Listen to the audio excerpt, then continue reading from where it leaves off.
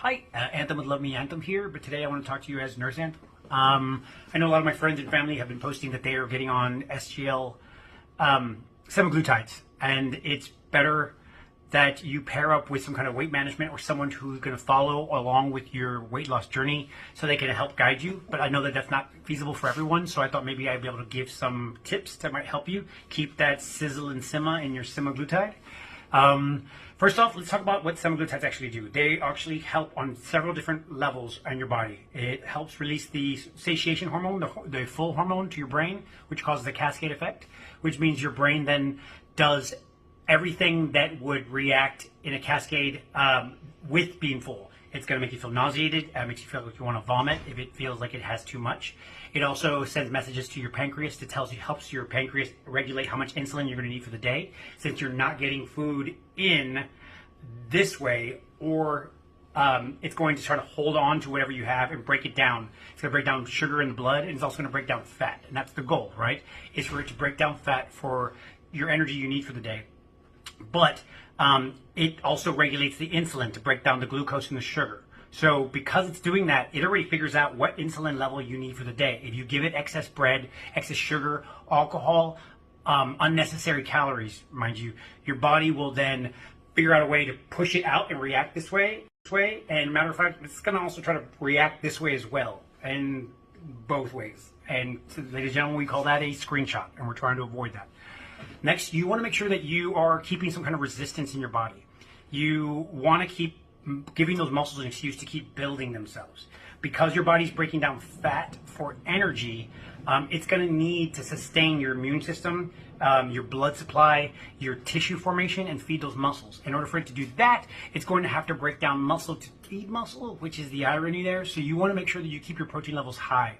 I, for one, have talked with my doctor about getting high protein, some kind of green some way, and a grain, not a bread, not a white bread, not something that's going to just be, again, unnecessary calories. So your body will not react to excess calories or unnecessary. You want to give it a lean, a green, and a grain. So something of color, some kind of vegetable that helps promote movement, and also making sure those protein levels are high, like a clean beef, a chicken.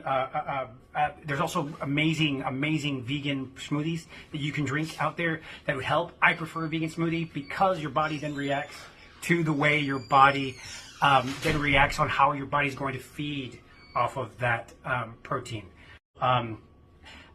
You are going to have less food moving through your digestive system.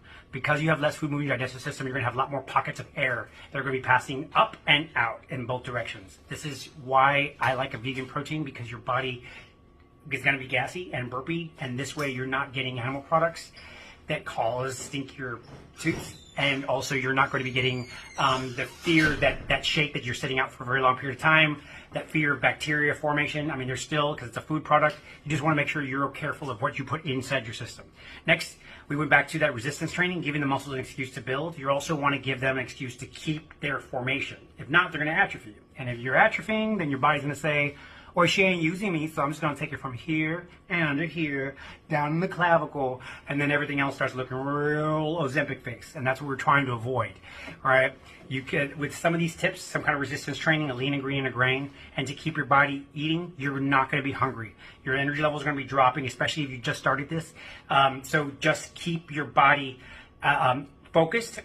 Think of how your body communicates with you. It's going to tell you that it's nauseated, but it's going to be a nausea that you haven't really experienced before. Something that just feels off, and that's usually the hunger. I personally start taking my doses at the afternoon, about 3 o'clock in the afternoon, so 12 hours from that dose is when it's going to hit me, which is 3 in the morning while I'm sleeping, so I'm not going to feel the full effects until the next morning when I at least get some kind of hunger. I drink that shake on the way to work. That way I can settle my stomach because it's just empty, right? And your body is going to react to that empty feeling. You also want to make sure you get some kind of blood work done. Check your triglycerides, your cholesterol levels, your fat levels. See what your body looks like before you take this and afterwards, so your body, yourself, and your doctor have a pattern, a baseline to guide you. And last but not least, you want to make sure that you focus your energy on what exactly you're doing for the day. I know everybody wants to run because they think that's the fastest way to lose weight, but that's going to lose all of your water weight, and you need to keep drinking water. And last but not least, try your best to check on your insurance company, because a lot of these semaglutide companies, Ozempic, Wegovy, will put everybody on their medication because it gets a huge influx of customers. But once that happens, the insurance becomes aware, and then they'll start to change the parameters as to what they accept that semaglutide for. And these drugs can be expensive if the insurance is not covering them. So you don't want to get caught holding on to a high dose and then the insurance cuts you off. My insurance company actually told me that it just accepted me without any kind of parameters, and then halfway through it explained that for me being readmitted through this program, I would have to check, my BMI had to be above 30, and I would have to have some kind of other comorbidity like high cholesterol, which I have.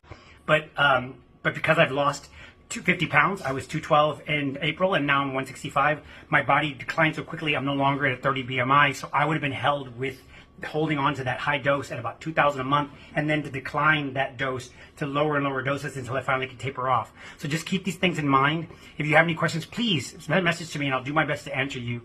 Good luck, and I hope these tips can help you keep that sizzle and Simma in your semaglutide. Bye.